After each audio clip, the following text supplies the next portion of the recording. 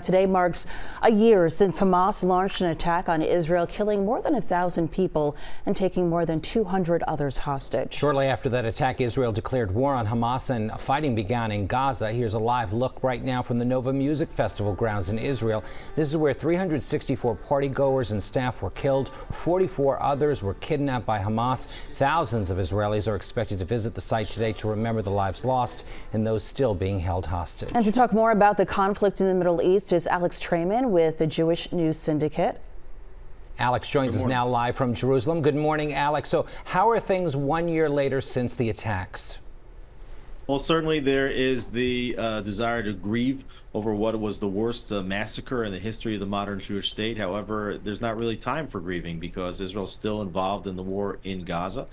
Israel has just launched an offensive into southern Lebanon, which is picking up intensity every moment. And Israel just absorbed over 200 ballistic missiles attacked from Iran just this week, with thoughts of an Israeli reprisal. So we're seeing now 1 year later that we're now entering phase 2 of this war, which might be even more intensive than phase 1. I mean, the region is so unstable at this point. We know there are dozens of hostages still captive, and Palestinian leaders, you know this well, Alex, more than 40,000 Palestinians have been killed by Israeli airstrikes. There are tensions on both sides and a lot of criticism for Prime Minister Netanyahu. Tell me about the feeling among Israelis on a day like today.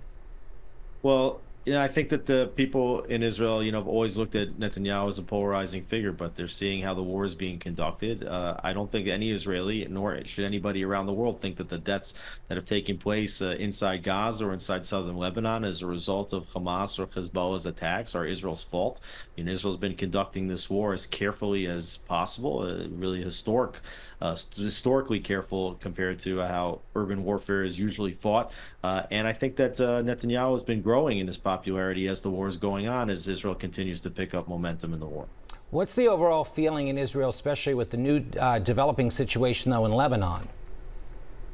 Well, certainly the issue is getting more intensive. Hezbollah has a much more sophisticated army and also much more sophisticated weapons than Hamas has in Gaza. But the IDF has done a lot to prevent an October 7th style attack by Hezbollah, which they were preparing.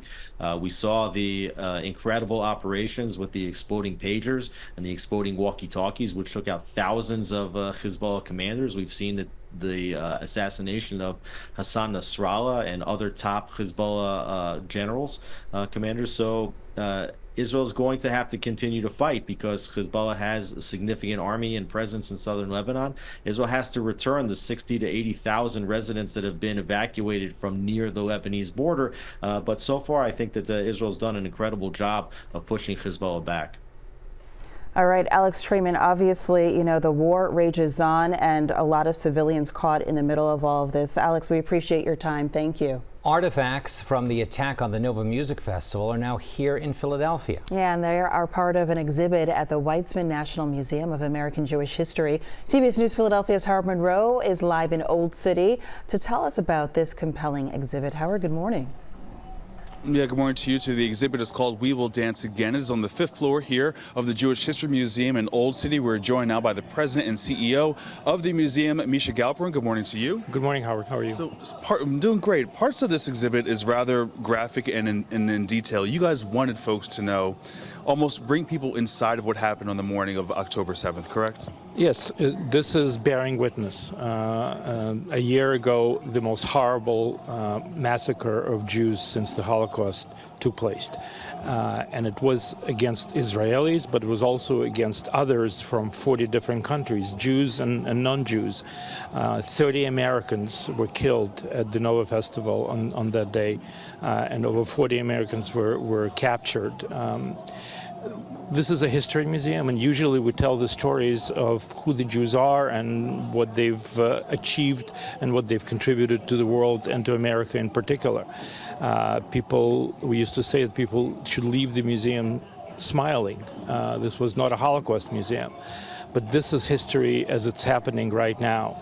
And we were particularly interested in having this here and bearing witness for the American public, for people in this city that has the history of establishing democracy. This was an attack on democracy. It wasn't just on Jews.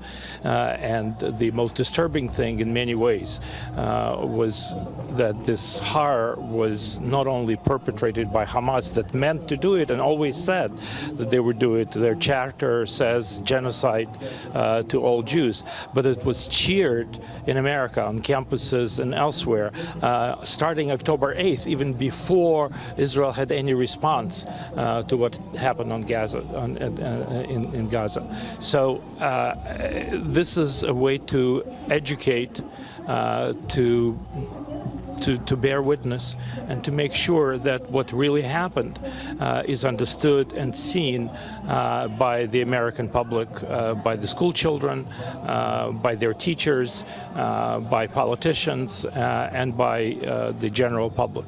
And what you guys have been looking at now, there are some tents here that were at that music festival, also a bar that was at the music festival, porta potties that were also there. These are actual artifacts that came from there. The exhibit is on display until for another week, correct? Indeed. These are the artifacts literally from the grounds of the massacre. The films that are around here tell the stories in pictures. There are also videos recorded by victims on that day. Some of them survived, some of them were taken hostage, and some of them were murdered.